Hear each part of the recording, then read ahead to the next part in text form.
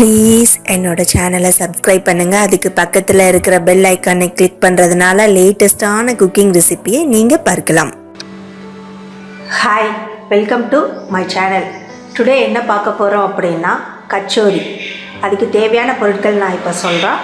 4 உருளைக்கிழங்கு எடுத்துக்கோங்க. 1 கப் மைதா மாவு, அதாவது 250 கிராம் எடுத்துக்கோங்க. கருவேப்பிலை கொஞ்சோண்டு, உப்பு தேவையான அளவு, இஞ்சி பூண்டு பேஸ்ட்டு, மசாலாவுக்கு வந்துட்டு 1 spoon chilli powder, chaat masala 1 spoon, கொத்தமல்லி பொடி 1 ஸ்பூன், சீரகம் 1 டீஸ்பூன், பச்சை மிளகாய் வந்துட்டு 2 பச்சை மிளகாய் இந்த மாதிரி சின்ன சின்னதாக நறுக்கி வச்சுருக்கான். இப்போது மாவு எப்படி பிசையலாம் அப்படின்றத நம்ம ஃபஸ்ட்டு பார்க்கலாம். இப்போ ஃபஸ்ட்டு மாவு பிசைஞ்சிக்கலாம். அந்த மாவு ஃபுல்லாக ஃபஸ்ட்டு ஒரு பவுலில் போட்டுக்கோங்க.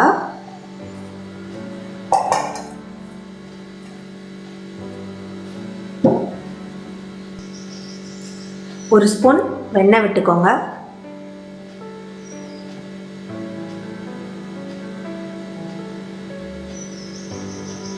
அதை நல்லா கைட்டியே நல்லா மிக்ஸ் பண்ணிக்கோங்க.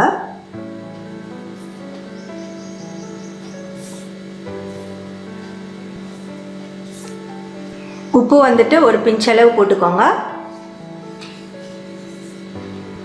இப்போ வந்துட்டு தண்ணி ஊற்றிடலாம். ஃபஸ்ட்டு அளவளவாக ஊற்றி பிசைஞ்சுக்கோங்க. நம்ம சப்பாத்தி மாவு பிசைகிற மாதிரி பிசைஞ்சுக்கோங்க. சண்டே வீட்டில் இருக்கும்போது நம்ம பசங்களுக்கு இந்த மாதிரி செஞ்சு கொடுத்தோம் அப்படின்னா நல்லா விரும்பி சாப்பிடுவாங்க. ஏன்னா டெய்லி ஸ்கூலுக்கு போயிட்டு அவசர அவசரமாக வருவாங்க, அவசர அவசரமாக நம்மளும் சாப்பாடு விட்டுவோம். ஸோ சண்டே ஒரு நாள் நம்மளுக்கு நல்ல ஃப்ரீ டைம் அவங்களுக்கும் கிடைக்கும், நம்மளுக்கும் இருக்கும். ஸோ இந்த மாதிரி ஹெல்த்தியாக நம்மளும் பண்ணி கொடுக்கலாம்.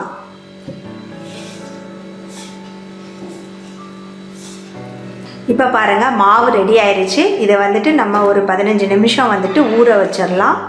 இப்போ அதுக்கு வந்துட்டு கச்சோரி, இதுக்குள்ளே நம்ம மசாலா வைக்கிறோம்ல, அதை வந்துட்டு நம்ம ரெடி பண்ணிடலாம். அதுக்குள்ளேயுமே இப்போ வந்துட்டு அந்த மசாலா ரெடி பண்ணுறதை நம்ம பார்க்கலாம்.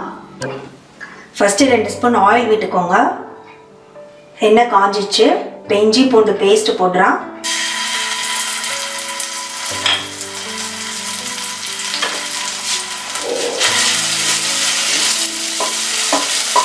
லைட்டாக இந்த மாதிரி ஃப்ரை பண்ணிக்கோங்க. அடுத்து கருவேப்பிலை போடுறோம்.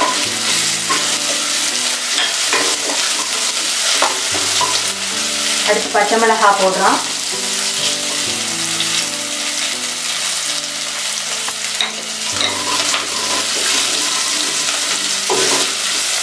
சீரகம்,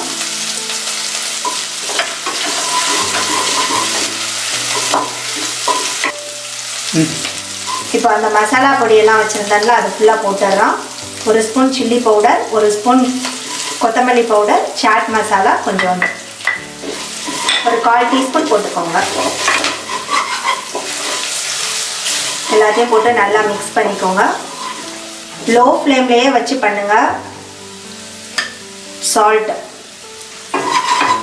வந்துட்டு லாஸ்ட்டாக நீங்கள் ஃபைனலாக பார்த்துக்கோங்க. அதுக்கப்புறம் உப்பு வந்து உங்களுக்கு தேவையான அளவு பார்த்து போட்டுக்கோங்க. இப்போ வந்து நான் அந்த உருளைக்கிழங்கு வேக வச்சுருக்கிறேன், அதை போட்டுடுறேன். நல்லா மேஷ் பண்ணிக்கோங்க. இப்போ நல்லா இந்த மாதிரி மிக்ஸ் பண்ணிவிட்டு ஆயில் வேணும்னா கொஞ்சம் விட்டுக்கலாம். இப்போ ஆயில் இல்லாத மாதிரி இருக்குது. ஸோ நான் கொஞ்சம் ஆயில் விடுறேன்.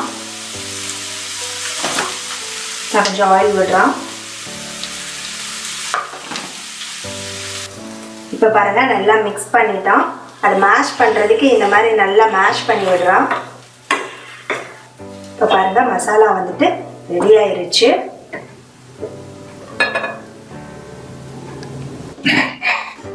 இப்போ பாருங்கள், மசாலா ரெடி ஆயிருச்சு.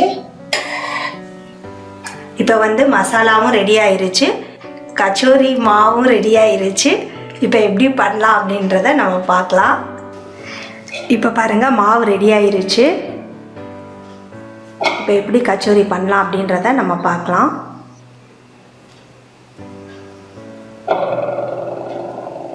இந்த மாதிரி சின்ன சின்ன ரவுண்டாக எடுத்துக்கோங்க ஃபஸ்ட்டு.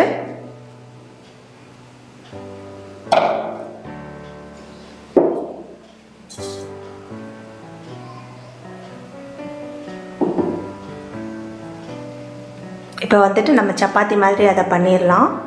கொஞ்சம் மாவு வேணால் தூவிக்கோங்க மேலே.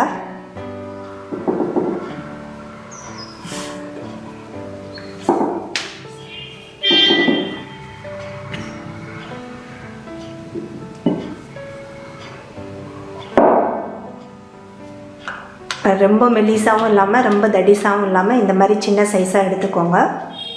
இப்போ நம்ம அந்த மசாலாவை ரெடி பண்ணி வச்சுருக்கோம்ல, அது 1 ஸ்பூன் போட்டுக்கோங்க.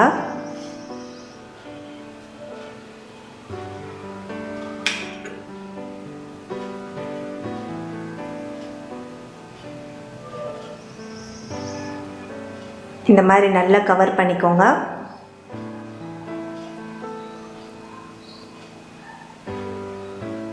கவர் பண்ணிவிட்டு இந்த மாதிரி பால் மாதிரி பண்ணிக்கோங்க.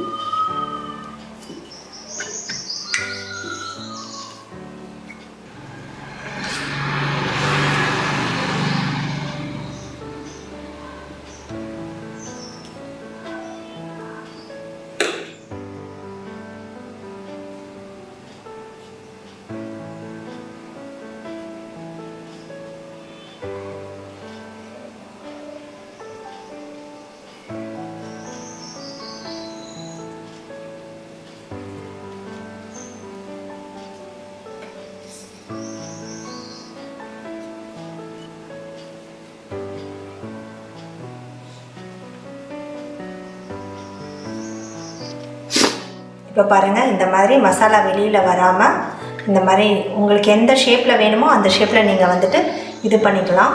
உள்ள மசாலாலாம் வச்சு இந்த மாதிரி பரட்டி வச்சாச்சு. நான் ஆயில் வந்துட்டு ஆல்ரெடி ஹீட் பண்ணி வச்சுருக்கிறேன். சிம்லேயே வச்சுக்கோங்க. சிம்மில் வச்சு போட்டால் தான் அது கருகாமல் இருக்கும்.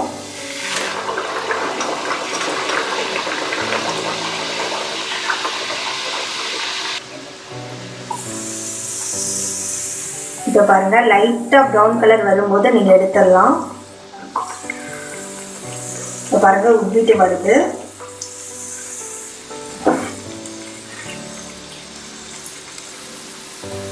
இப்போ பாருங்கள், நல்லா மேலே வர ஆரம்பிச்சிச்சு. இந்த மாதிரி ஸ்டேஜில் நம்ம எடுத்துடலாம்.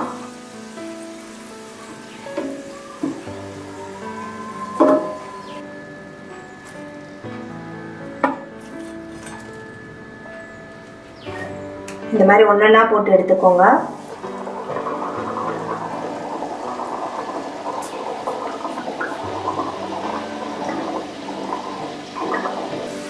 இப்போ நம்ம இதை எடுத்துடலாம். நல்ல எண்ணெயை வடிகட்டி எடுத்துக்கோங்க. இப்போ பாருங்கள், கச்சோரி வந்துட்டு ரெடி ஆயிருச்சு. இப்போ உள்ளே இருக்கிற மசாலாலாம் வெந்திருக்கா அப்படின்றத நம்ம கட் பண்ணி பார்க்கலாம்.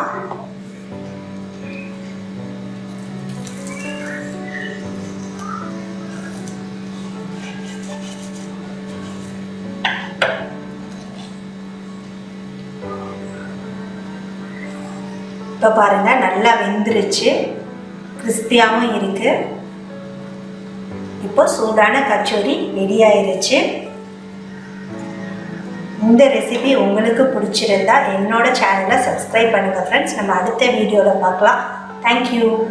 பாய் பாய்.